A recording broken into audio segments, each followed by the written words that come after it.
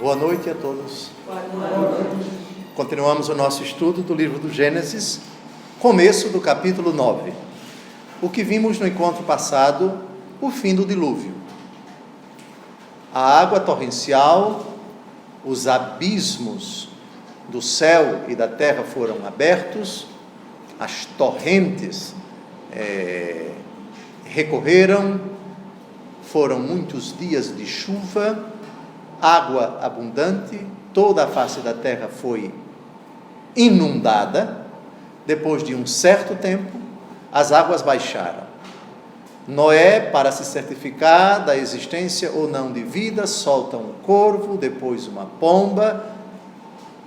A pomba volta com um ramo de oliveira, enfim, o procedimento de saída da arca.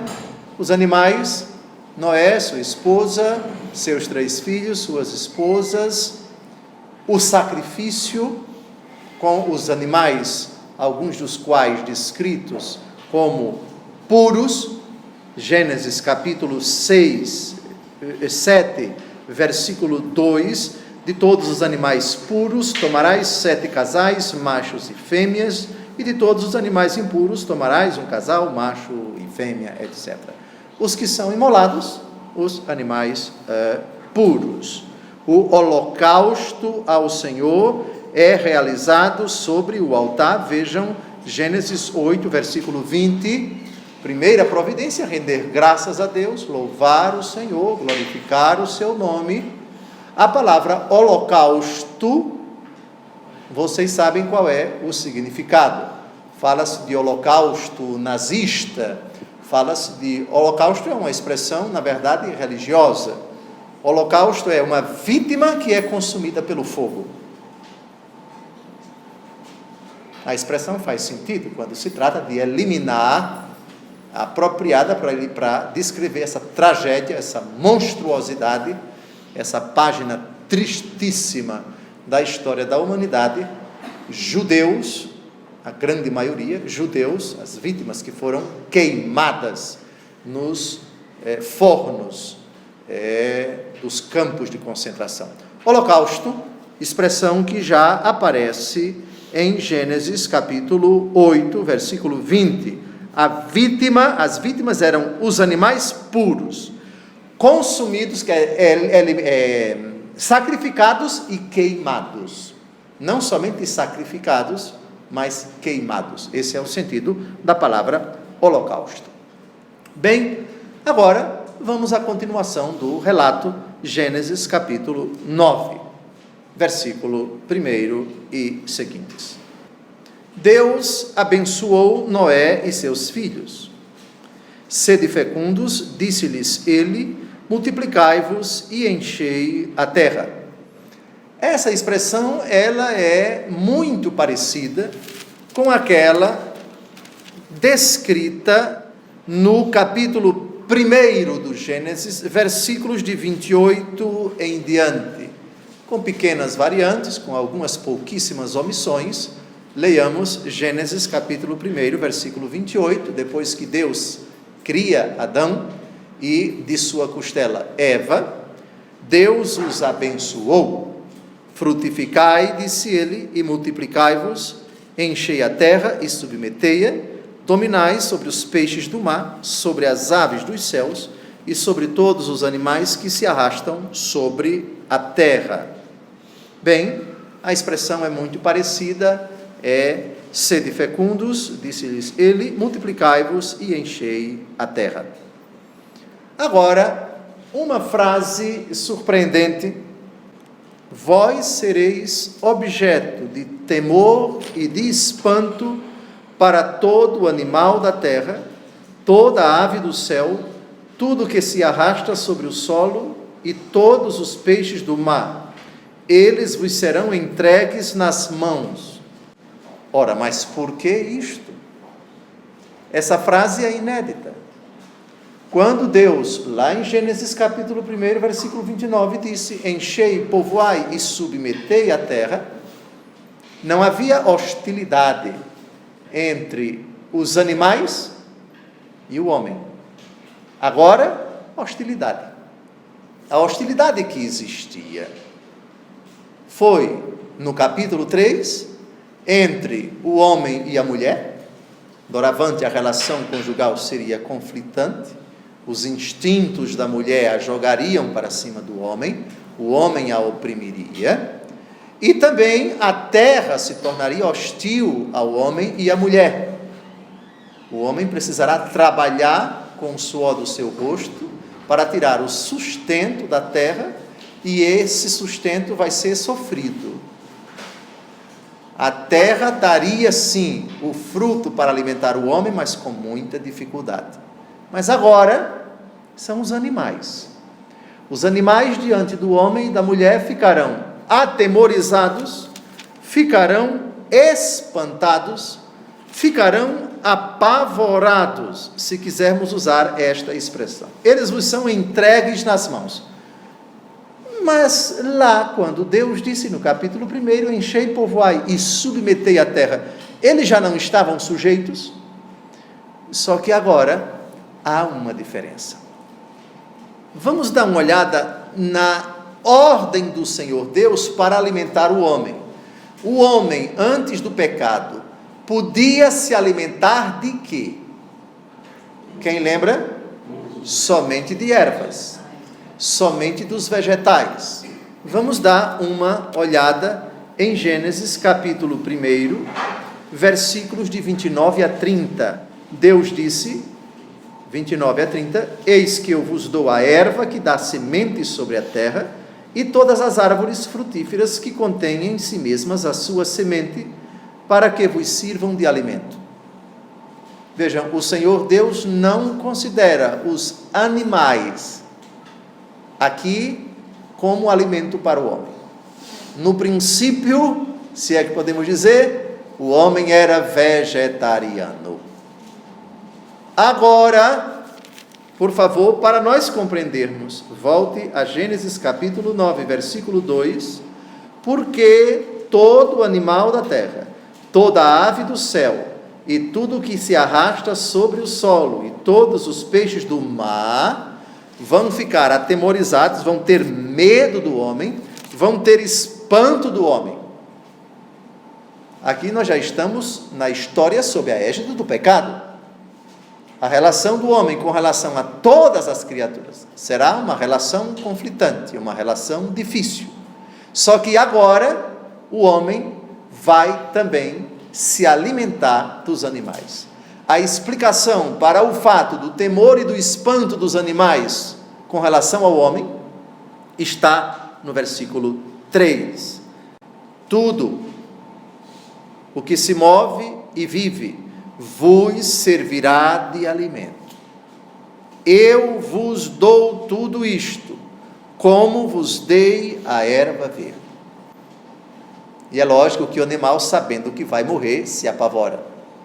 Lá no interior, quem já morou no sítio, sabe, quem criava galinha, quem criava porco, quem criava qualquer animal que vai ser sacrificado, os animais parecem que têm a intuição, quando eles percebem que são presos e um determinado ritual acontece e a dona deles se aproxima com uma faca ou com alguma coisa, os coitadinhos já ficam apavorados, né?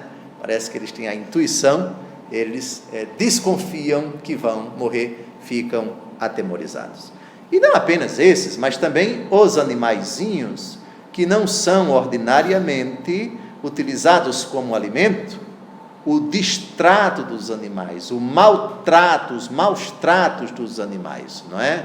Isso a gente percebe também em cidade grande, maltratar gatos, maltratar cães, maltratar tantos outros animais, essa brutalidade, essa malvadeza, essa judiação é consequência do pecado.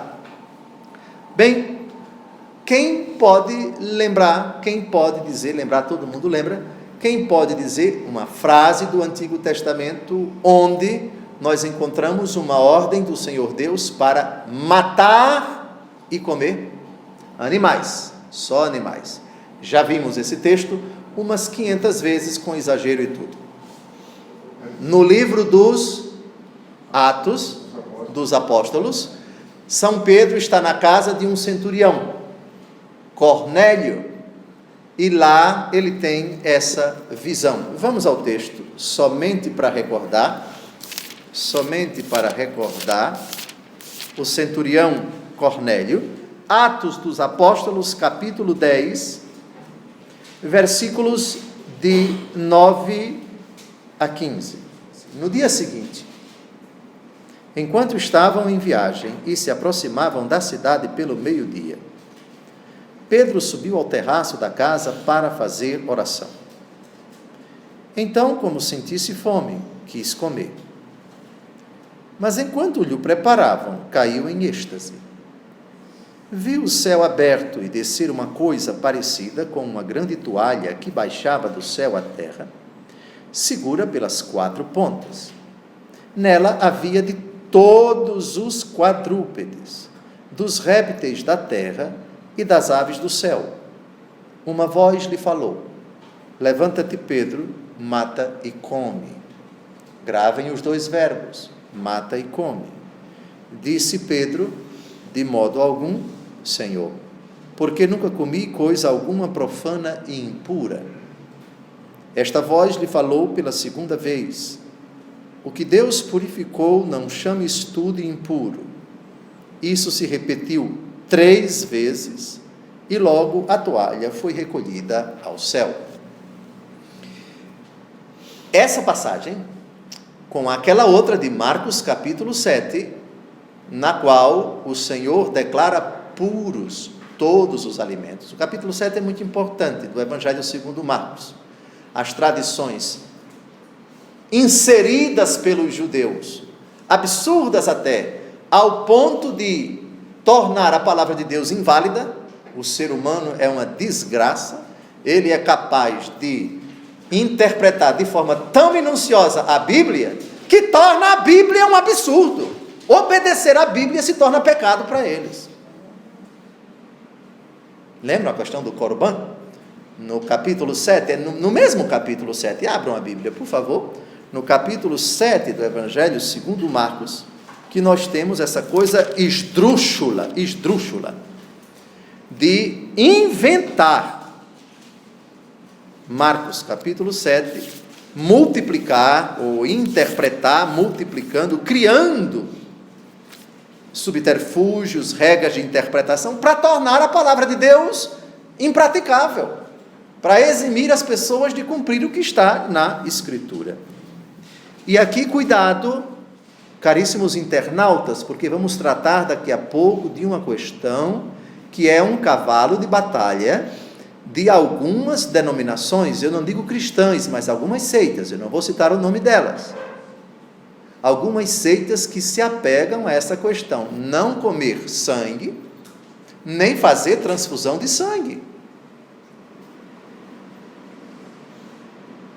Isso quer dizer que os membros dessas denominações, se eles forem para o hospital e algum procedimento de emergência requerer a transfusão de sangue, eles são instruídos na sua denominação para preferir a morte a aceitar a transfusão de sangue, que segundo eles é contra a Bíblia.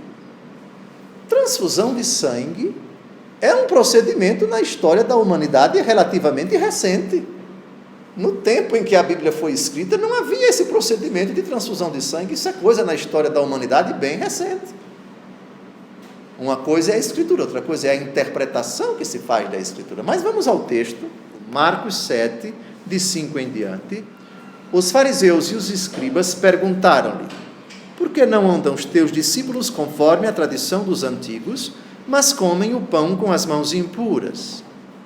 Jesus disse-lhes: ótimo texto citado por Nosso Senhor, que maravilha! Isaías, com muita razão, profetizou de vós, hipócritas, quando escreveu: este povo honra-me com os lábios, mas o seu coração está longe de mim. Em vão, pois, me cultuam, porque ensinam doutrinas e preceitos humanos. Gravem, é Isaías 29:13. Deixando o mandamento de Deus, vos apegais à tradição dos homens.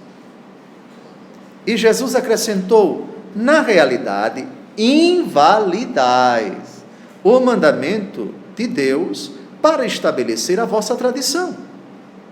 Pois Moisés disse: honra teu pai e tua mãe, e todo aquele que amaldiçoar pai ou mãe seja morto.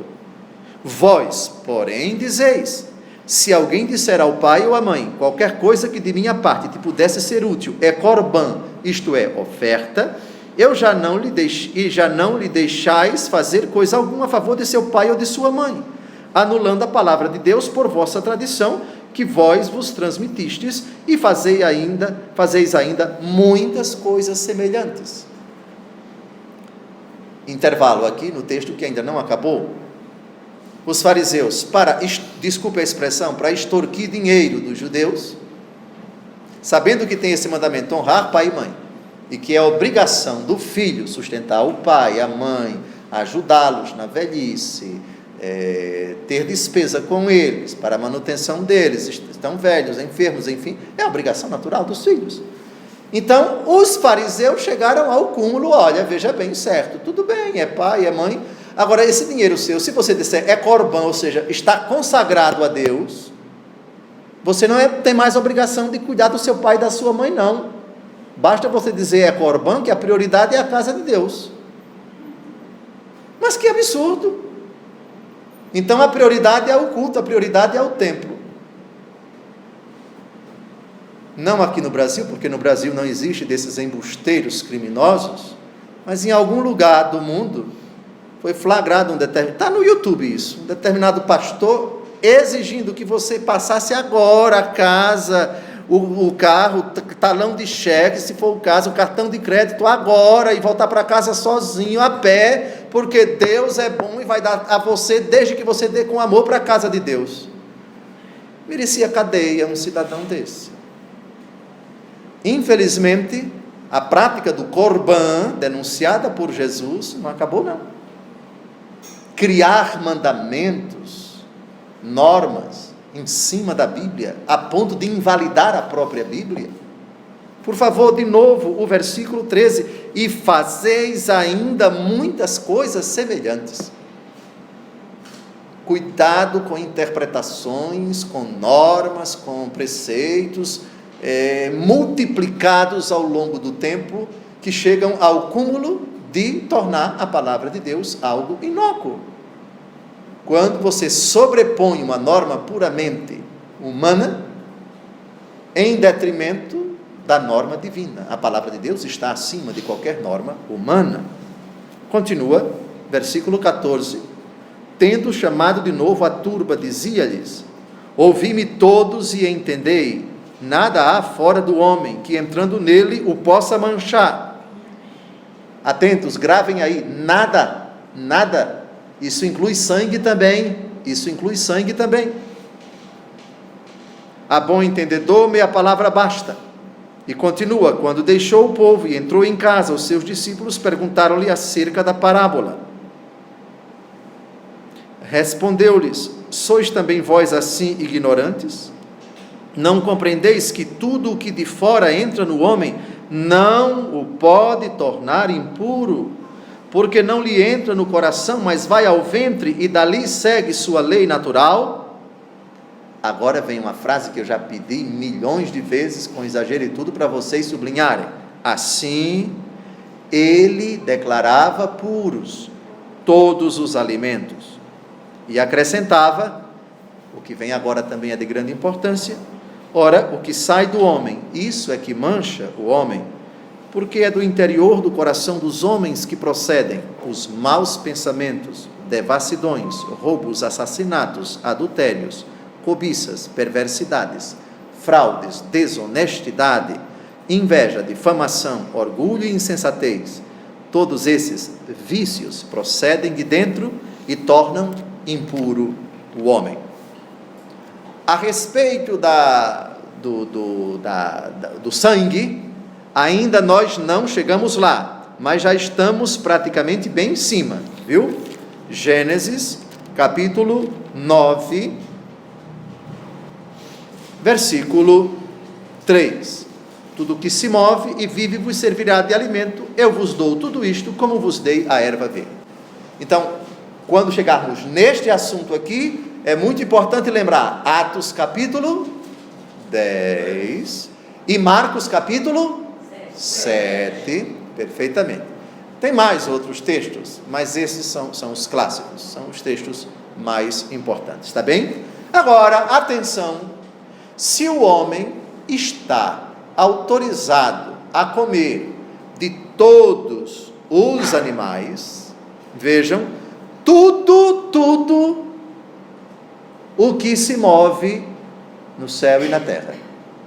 Não há aqui exceção. A distinção animais puros e animais impuros, que já apareceu em Gênesis, por favor, em Gênesis capítulo 7, versículo 2, essa distinção é posterior. Mas, Dom José, se a distinção é posterior, por que ela está antes de Gênesis capítulo 9, quando Deus autoriza o homem a comer de todos os animais, independente de serem puros ou impuros? Não parece uma contradição? A resposta eu já dei uma centena de vezes. A teoria da colcha de retalhos. Os 11 primeiros capítulos do livro do Gênesis, outros livros também, o Pentateuco em geral, todo o Pentateuco, mas sobretudo os 11 primeiros capítulos do livro do Gênesis são uma coxinha de retalhos. A fonte javista, a fonte eloísta, a fonte deuteronomista e a fonte sacerdotal. Esse texto de Gênesis capítulo 9, versículo 3, versículo 4, etc., é muito mais antigo do que Gênesis capítulo 7, versículos de 2 a 3. Mas por que é que um texto mais antigo está depois de um texto mais recente? A colcha de retalhos.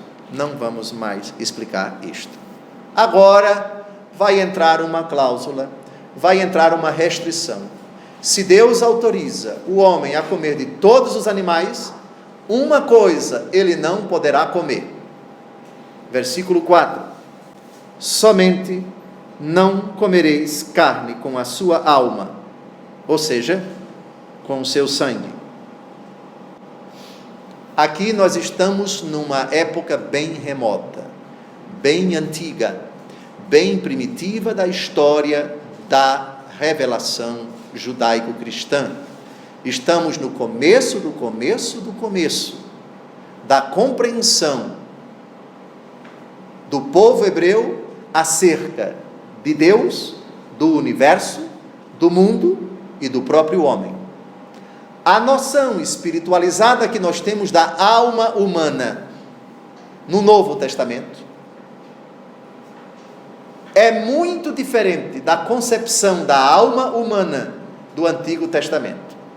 No Antigo Testamento não se tinha a clareza de que a alma humana é espiritual. Não tem matéria. Não se identifica com uma parte do corpo humano como o sangue. Ora, naquele tempo, pensava-se que a alma do homem residia no sangue, por uma razão simples. Um ser humano que tem alma está vivo. Quando a alma se separa do corpo, diz-se a pessoa morreu, e vice-versa.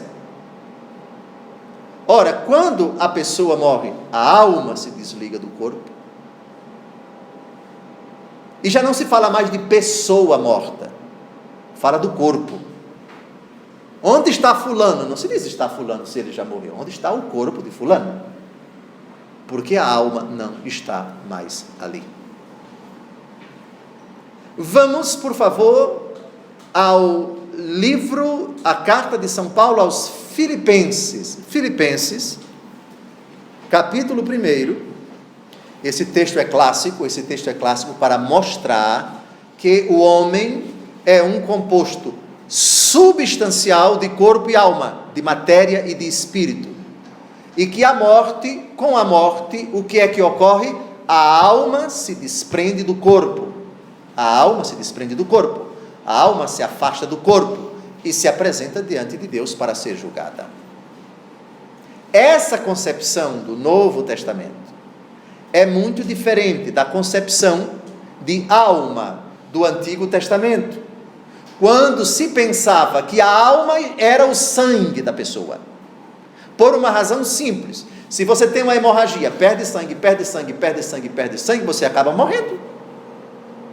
Você pode perder sangue até uma determinada quantidade. Eu não sei aqui, as enfermeiras e médicos, quantos ml no máximo se pode perder sem que você entre em colapso e morra. Mas, se você perde o sangue todo, você acaba morrendo. Essa constatação, digamos assim, primitiva, básica, rudimentar, de quem não precisa ter nenhum conhecimento de medicina, no tempo em que o livro do Gênesis foi escrito, levava à seguinte conclusão: o ser humano tem corpo e alma. A alma dele está no sangue. Por isso, o sangue é vida. Se você tira o sangue, você tira a vida da pessoa. Entenderam a lógica? Agora vamos ver a outra concepção muito mais evoluída, que é a concepção atual a respeito da relação entre corpo e alma, entre matéria e espírito, que prova que a vida não está no sangue. O sangue é um elemento integrante da vida. Mas o organismo pode ter sangue suficiente e um organismo vital não funcionar e você morre.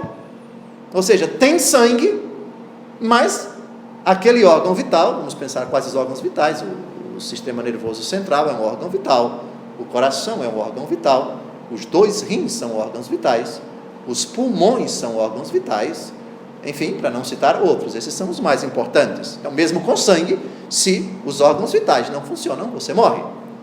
Então vamos a Filipenses capítulo 1, versículos de 21 em diante. Porque para mim o viver é Cristo e o morrer é lucro. Clássica essa afirmação, peço para vocês sublinharem vivamente esse texto. Mas continua, o que nos interessa não é isto. Mas, se o viver no corpo é útil para o meu trabalho, não sei então o que devo preferir. Atenção! Aqui nós já temos uma distinção muito sutil: viver no corpo e viver fora do corpo. A alma é imortal, ela não morre quando o corpo morre. Viver no corpo, vida terrena. Viver fora do corpo, viver após a morte, vida imortal. A alma é imortal. Está claro? Está claro? Ficou claro? Continua o texto. Sinto-me pressionado dos 2 lados. Por uma parte, desejaria, sublinha isto, desprender-me para estar com Cristo, o que seria imensamente melhor, mas de outra parte, continuar a viver é mais necessário por causa de vós. Persuadido disto, sei que ficarei e continuarei com todos vós, para proveito vosso e consolação da vossa fé. Pronto. O que acontece na hora da morte? A alma se desprende do corpo, continua a viver fora do corpo. Está claro? Vamos agora a um texto clássico, já lido, do Apocalipse. Apocalipse, capítulo 6, versículos de 9 a 10, quando abriu o 5º selo. Vi debaixo do altar, sublinha isto, as almas dos homens imolados por causa da palavra de Deus e por causa do testemunho de que eram depositários. Almas. Então aqui nós temos uma prova de que a alma não reside no sangue. Quem já morreu continua a existência na outra vida sem corpo. Muito bem, então aqui em Apocalipse nós temos as almas debaixo do altar, e o corpo, Dom José, o corpo que sem vida, que normalmente é levado para o cemitério, quando é que ele vai adquirir vida? Quando é que ele vai adquirir vida? Vamos ao Evangelho segundo João, capítulo 6, por favor, versículos de 39 a 40. João é o famoso discurso de Jesus na sinagoga de Cafarnaum, o discurso, aliás, sobre a promessa da instituição de que sacramento? Eucaristia. Jesus está falando aqui da Eucaristia. Sim. Vamos aos versículos 39 e 40. Ora, encontraram? Ora, esta é a vontade daquele que me enviou, que eu não deixe perecer nenhum daqueles que me deu, mas que os ressuscite no último dia. Versículo 40. Esta é a vontade de meu Pai, que todo aquele que vê o Filho e nele crê tenha a vida eterna, e eu o ressuscitarei no último dia. Que último dia é este? O dia do juízo final. O dia do juízo final. Vamos a 1 Coríntios capítulo 15, por favor. Então, quem vai ressuscitar primeiro? Primeiro quem já ressuscitou.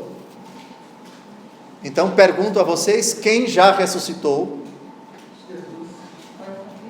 Só Ele? Só Ele. O que é que nós celebramos no dia 15 de agosto? Qual é o tema da missa de amanhã?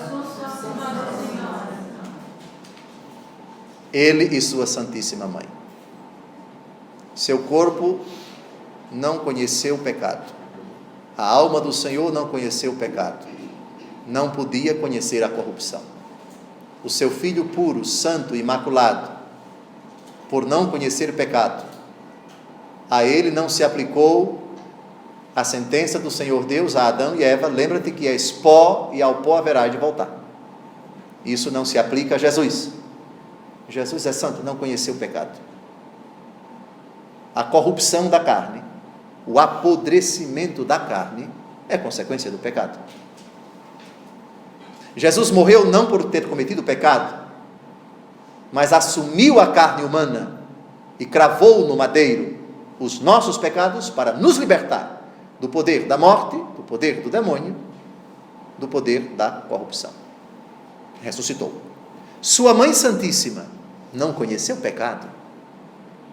Seu corpo, portanto, não podia apodrecer. Por isso, no final de sua peregrinação, seu corpo foi elevado ao céu em corpo e alma, a exemplo do corpo do seu Filho Santo, puro e imaculado, que não conheceu o pecado. Essa verdade de fé que celebramos já agora. Domingo, liturgicamente, já começa com o pôr do sol do sábado. Para o judeu, o pôr do sol da véspera já é o dia seguinte. Por isso, quem vai à missa no pôr do sol do sábado já cumpre o preceito dominical. Como vocês sabem, já estamos em plena solenidade da Assunção de Nossa Senhora, que no Brasil, quando o dia 15 de agosto não cai no domingo, ele é celebrado no domingo seguinte. Como esse ano, dia 15 de agosto, caiu na segunda, nós estamos celebrando já a Assunção de Nossa Senhora. Mas vamos, exceção feita à bem-aventurada Virgem Maria, a única criatura ressuscitada no céu é ela. É a primeira ressuscitada criatura. E o primeiro ser ressuscitado é nosso Senhor, seu Filho, mas o seu Filho é Deus. É seu Filho Deus e ela, sua Mãe Santíssima, estão ressuscitados no céu. Mas e nós? Os outros? E aqueles que já estão no céu, na sua alma, aqueles cujas almas estão no céu, Apocalipse capítulo 6, as almas que estão debaixo do altar, quando é que eles vão ressuscitar? Por favor, 1 Coríntios capítulo 15, versículos de 20 em diante. Mas não, Cristo ressuscitou dentre os mortos como primícias dos que morreram. Com efeito, se por um homem veio a morte, por um homem vem a ressurreição dos mortos. Assim como em Adão todos morrem, assim em Cristo todos reviverão, cada qual, porém, em sua ordem, como primícias Cristo, em seguida os que forem de Cristo, na ocasião da sua vinda. Está claro? Quando é que nós vamos ressuscitar? Quando o Senhor vier para julgar os vivos e os mortos, naquela cena fantástica descrita no capítulo 25 do Evangelho segundo Mateus, a cena do juízo final. Está claro? Vai acontecer aquilo que é descrito em Daniel, capítulo 12, por favor. Daniel 12, de 1 em diante, é uma das provas mais contundentes no Antigo Testamento sobre a ressurreição da carne. Todos vão ressuscitar, os que já estão no inferno e os que vão para o inferno, os que já estão no céu e os que vão para o céu, também os que se purificam na purificação final, o purgatório. Leiamos o texto, Daniel 12, de 1 a 3. Naquele tempo surgirá Miguel, o grande chefe, o protetor dos filhos do seu povo. Será uma época de tal desolação como jamais houve igual, desde que as nações existem até aquele momento. Então, entre os filhos de teu povo, serão salvos todos aqueles que se acharem inscritos no livro. Agora vem o que nos interessa. Muitos daqueles que dormem no pó da terra despertarão, uns para uma vida eterna, outros para a ignomínia, a infâmia eterna. Os que tiverem sido inteligentes fugirão como o brilho do firmamento, e os que tiverem introduzido muitos nos caminhos da justiça, luzirão como as estrelas, com um perpétuo resplendor. Muito bem. Então, essa digressão, ela não foi por acaso, não foi desnecessária. Entramos na questão do sangue. A concepção segundo a qual a alma está no sangue começa aqui em Gênesis capítulo 9, versículo Gênesis, capítulo 9, versículo 3, versículo 4, somente não comereis carne com a sua alma, com o seu sangue. Essa mentalidade, como eu disse, ela perdurará em todo o Antigo Testamento. Vamos ao Deuteronômio, capítulo 12. Peço atenção, peço cuidado redobrado, caríssimo internauta, com o discurso afinado de determinadas seitas que se apegam a esses versículos, esquecendo outros, para proibir radicalmente seus adeptos de comer sangue de qualquer animal e de fazer transfusão de sangue. Estejam atentos. O respeito que nós devemos ter por todas as convicções religiosas não significa aceitar esse tipo de interpretação. Deuteronômio 12, de 15 a 16. Se quiseres, entretanto, comer carne, poderás em qualquer cidade onde habitares matar do teu rebanho, segundo as bênçãos que o Senhor teu Deus te der. Tanto pode comê-la o homem puro, como se come a gazela e o veado. Somente vos abstereis do sangue, que espalhareis sobre a terra como água. Então o sangue do animal não é para comer, é para jogar, está claro? Versículos 23 e 24 desse mesmo capítulo. Mas guarda-te de absorver o sangue, porque o sangue é a vida, e tu não podes comer a vida com a carne. Versículo 24. Não beberás, pois, o sangue, mas derramá-lo-ás sobre a terra como água. Pulemos agora para Levítico 17, de 13 a 14. Se um israelita ou um estrangeiro que habita no meio deles capturar uma caça ou animal, ou um pássaro que se possa comer, derramará o seu sangue e o cobrirá com terra, porque a alma de toda a carne é o seu sangue, que é sua alma. Eis porque eu disse aos israelitas: não comereis sangue de animal algum, porque a alma de toda a carne é o seu sangue. quem o comer será eliminado. Agora vem uma coisa surpreendente. O cristianismo, já comecem a abrir a Bíblia de vocês em Atos 15. O cristianismo nasceu no seio do judaísmo. Ponto pacífico, está claro para todo mundo? Muito bem. Ora, para que o cristianismo passasse da concepção judaica, de não comer sangue, para aquela de Atos capítulo 10, de comer tudo, de comer de todos os animais, etc, etc. E aquela compreensão de Jesus, Marcos capítulo 7, de que todos os alimentos são puros, nada mais é impuro. Essa passagem foi feita em degradê, paulatinamente. A igreja, num primeiro momento, vai tolerando, sobretudo quando os ouvintes, os leitores, os cristãos que ouvem ou leem a doutrina cristã, são oriundos do judaísmo. Ora, eles passaram a vida inteira praticando isto, evitando comer tais coisas. Lembram de São Pedro? Atos 10? Ó Senhor, de jeito nenhum, eu não vou comer coisa impura. Ora, quem é que está falando aí? É o primeiro Papa? Certo, mas o primeiro Papa que foi criado no judaísmo. A vida dele toda, na mentalidade dele, que era a mentalidade judaica, determinados animais não eram jamais comidos, porque eram impuros.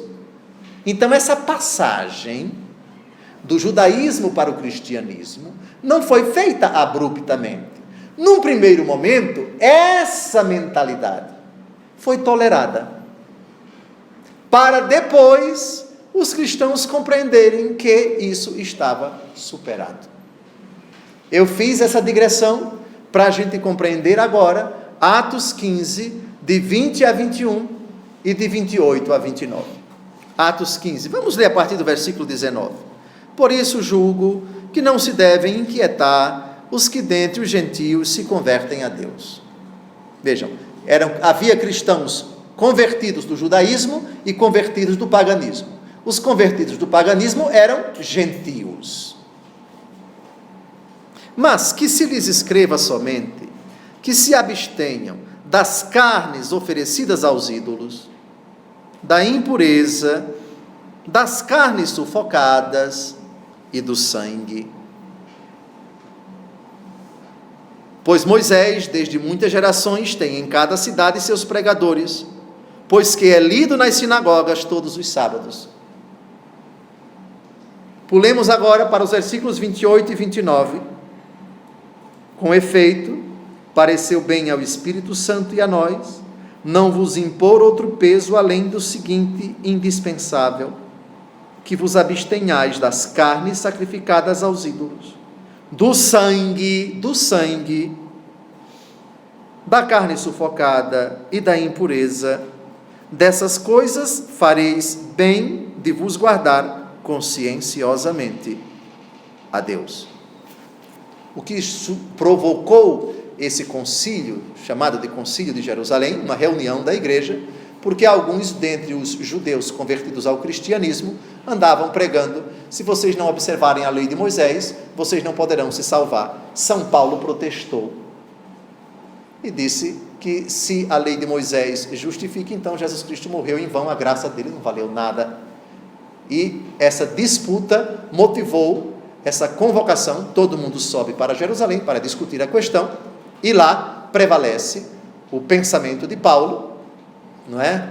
De que a lei de Moisés está superada e que é a fé em Jesus Cristo. O homem é justificado pela fé em Jesus Cristo e não pelas obras da lei de Moisés, e é feita uma carta para ser distribuída a toda a igreja, e um dos assuntos é essa questão dos alimentos. Mas como nós acabamos de ver, estamos aqui em Atos capítulo 15. A mentalidade já avança para uma outra compreensão. o sonho de Pedro na casa de Cornélio, a toalha com os animais.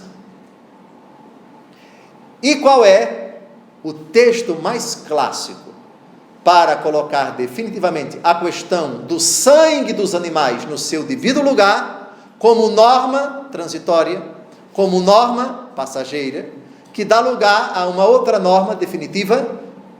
Vamos a João, capítulo 6, por favor. O cristão que diz: eu não bebo sangue de nada, nem de ninguém, de jeito nenhum, em nenhuma situação, é intolerável. João, capítulo 6, a partir do versículo 53, estamos na sinagoga de Cafarnaum. Esse texto, na verdade, é o mais importante sobre o discurso a respeito de não comer sangue de animal. Então Jesus lhes disse: em verdade vos digo, se não comerdes a carne do Filho do Homem, e não beberdes seu sangue, não tereis a vida em vós mesmos. Quem come minha carne e bebe o meu sangue, tem a vida eterna, e eu ressuscitarei no último dia. E continua o versículo 55, quase que santamente obsessivo. Jesus está aqui: minha carne é verdadeiramente uma comida, e o meu sangue verdadeiramente uma bebida. O discurso provocou uma reação violenta. Leiam no versículo 60, a reação da multidão foi violenta. Esse homem está doido, esse homem está maluco, é uma linguagem muito dura, quem o pode admitir? Nessa hora, se Jesus estivesse falando em linguagem figurada, como pretendem os protestantes, ele explicaria o sentido figurado, mas Jesus não voltou atrás, reforçou, consolidou, reiterou tudo o que disse, e vejam o resultado no versículo 66, muita gente foi embora. Esse rapaz está doido, esse Jesus não tem juízo, eu não vou seguir, não vou aceitar uma maluquice dessa. Então, caríssimos, ficaram poucos. Jesus não pediu para ninguém voltar, Jesus não deu outra explicação senão essa literal, pelo contrário, ele se voltou para os que ficaram. Por favor, versículo 67, quereis vós também retirar-vos? Como que a dizer, é carne mesmo, é sangue mesmo, não volto atrás, é isso que vocês ouviram, não há outra explicação. Já falei isso 5, 6 vezes no meu discurso, se quiserem ir embora, vão embora. Mas Pedro, inspirado por Deus, cheio de bom senso, diz, versículo 68, Senhor, a quem iríamos nós? Tu tens as palavras da vida eterna, e nós cremos e sabemos que tu és o Santo de Deus. Bem, então, a questão do sangue, eu parei aqui no versículo 4, precisávamos dessa digressão, precisávamos de recordar outros textos do Antigo Testamento, precisávamos citar Marcos capítulo 7, precisávamos citar Filipenses capítulo 1, precisávamos citar o Apocalipse, precisávamos citar o discurso de Jesus na sinagoga de Cafarnaum, para mostrar a evolução da compreensão da questão do sangue como alimento no Antigo Testamento e como alimento no Novo Testamento. No próximo encontro, nós daremos continuidade a esse significativo capítulo do livro do Gênesis. Boa noite.